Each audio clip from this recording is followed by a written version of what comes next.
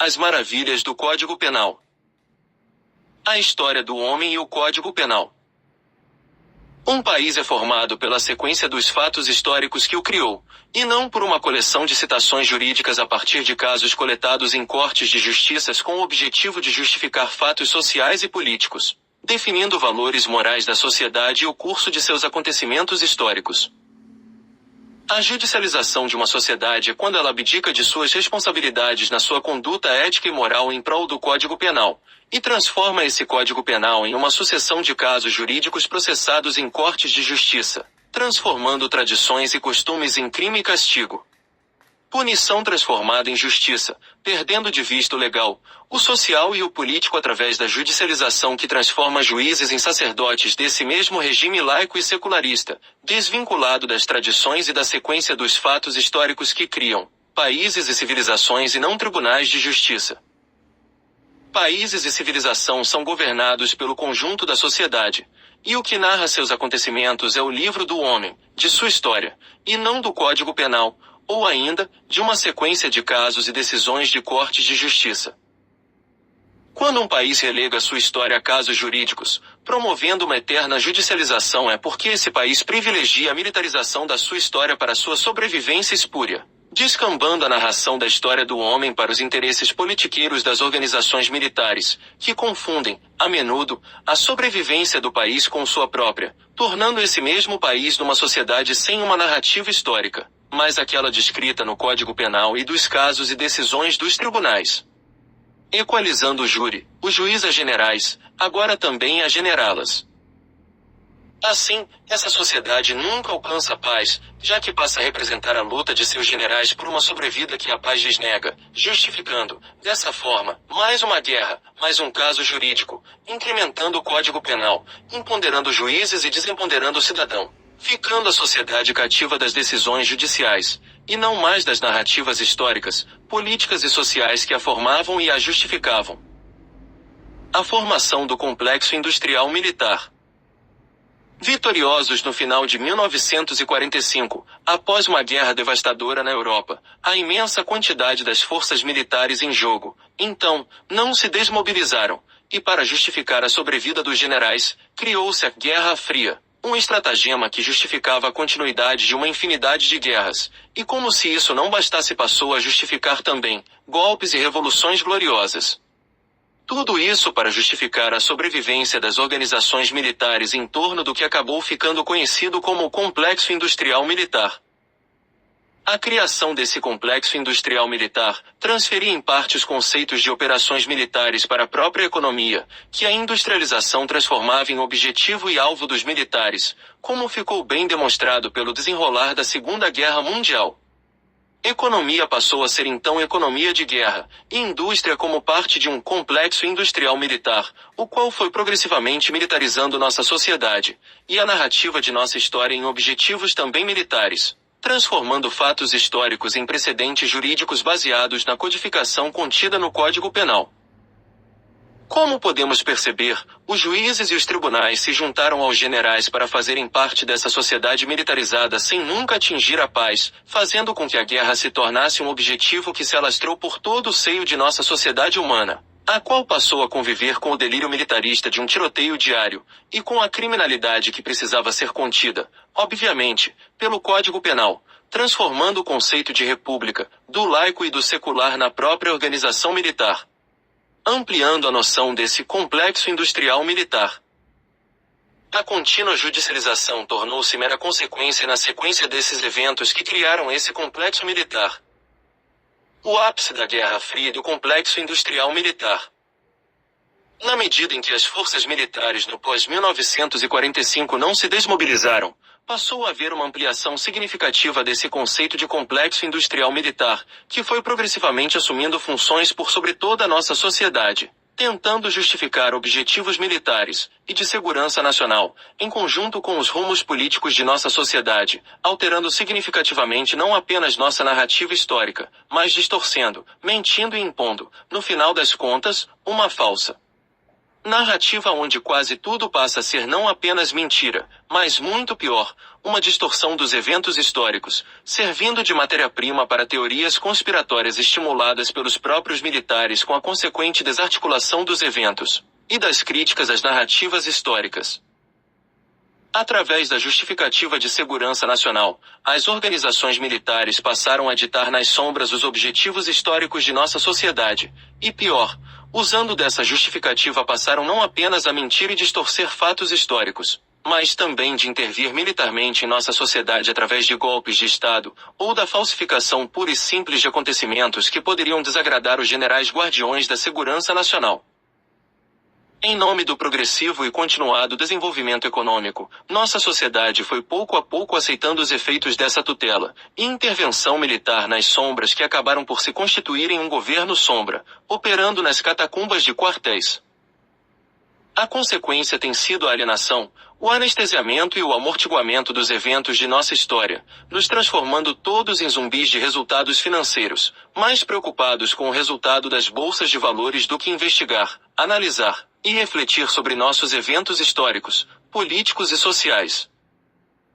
Do assassinato de Kennedy ao caso Monica Lewinsky. O assassinato do presidente dos Estados Unidos, abatido a tiros no meio da rua como um cachorro, traumatizou o país em ondas de choque que se espalharam pelo mundo.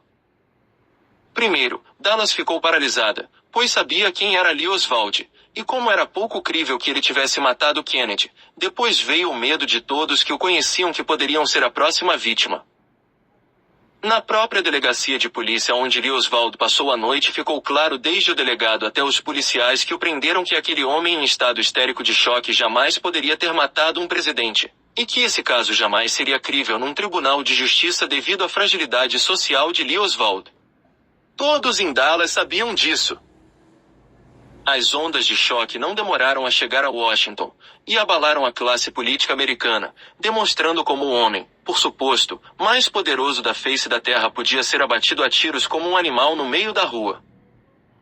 A perda de Cuba para a Revolução de Fidel Castro tinha sinalizado uma certa reversão nos efeitos da Guerra Hispano-Americana de 1893.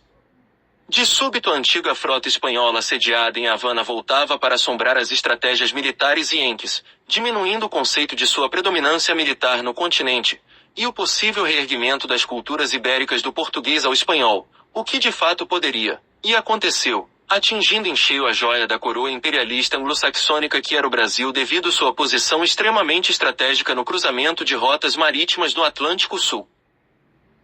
A perda de Cuba sinalizava o possível fim da predominância Yankee desde o Caribe até o Atlântico Sul. Kennedy foi responsabilizado por isso. E muito mais, sua possibilidade de reeleição estavam encerradas, e o aniquilamento do Partido Democrata era esperado sem qualquer possibilidade ou alternativa possível. Nixon e os republicanos só precisavam se sentar e esperar. Os democratas tinham sido mordidos pelo dragão de Cômodo, e a infecção ameaçava se espalhar, contaminando de morte todo o sistema bipartidário secular. Lyndon Johnson vinha das forças mais retrógradas do sul dos Estados Unidos, e era uma tremenda mala sem alça difícil de carregar ou arrastar.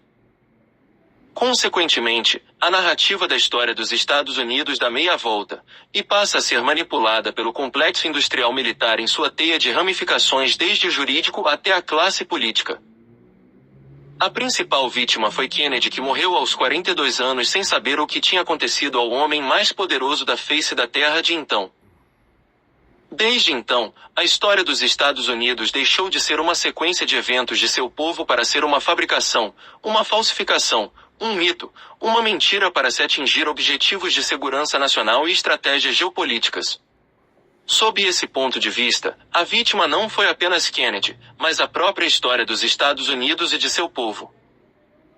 A partir do assassinato do presidente Kennedy, o homem por suposto, mais poderoso da face da Terra, os Estados Unidos deixaram de ter uma narrativa histórica coerente, aliás, deixaram de ter uma história. Os Estados Unidos passaram a ser governados por uma classe política implicada numa trama, num golpe de Estado contra Kennedy, o que reduziu sua narrativa de continuidade constitucional a pó, e pior, camuflada pela mentira. Todos os eventos políticos americanos que se seguiram ao assassinato de Kennedy passaram a estar contaminados pela patifaria e pelo medo de um povo que, sob o prisma das benesses do desenvolvimento econômico, passou a fechar os olhos à infiltração militar por todo o tecido constituído do Estado americano, alterando, falsificando, mentindo sobre quase tudo em nome de uma segurança nacional que destruiu não apenas a história, mas o próprio Estados Unidos, que sem história coerente de seu povo,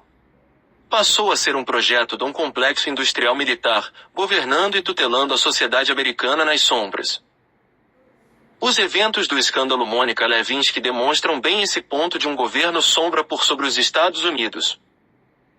Bill Clinton foi eleito presidente com o parecer contrário de todos os órgãos de informação do Estado americano, não apenas por suas origens e relacionamentos passados de sua pseudo-família, mas porque ele era produto de uma certa vingança social que os liberais democratas, sobreviventes a duras penas ao assassinato de Kennedy, queriam impingir junto com as esquerdas harvardianas e o complexo militar, a qualquer possibilidade de sobrevivência de qualquer forma de conservadorismo e tradições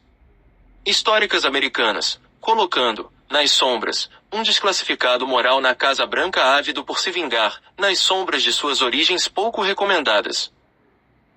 O resultado foi escandaloso para uma sociedade norte-americana militarizada já muito acostumada ao escandaloso, enterrando tradições históricas de quaisquer espécies, impondo em definitivo uma certa república laica fundamentalista e yankee de Boston e Nova York.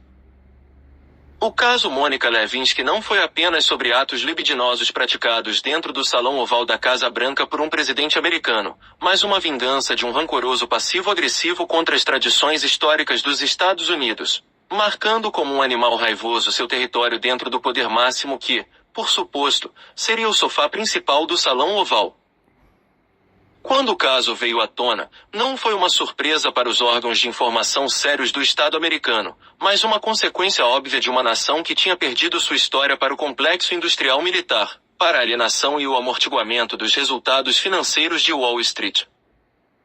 Quando um dia esse amortiguamento financeiro passar, e passará, já que nada dura para sempre, a nação americana terá deixado de existir, pois que há muito deixou de ter sua história narrada pelas ações de seu povo, mas pelas maravilhas do Código Penal, da judicialização e do tiroteio incessante de uma história desnorteada, e ao mesmo tempo glorificada sem noção. Produto apenas de ações militares, patriotas desde John Kennedy até Bill Clinton. Pelo professor Ricardo Gomes Rodrigues. São Carlos, SP, 11 de julho de 2024.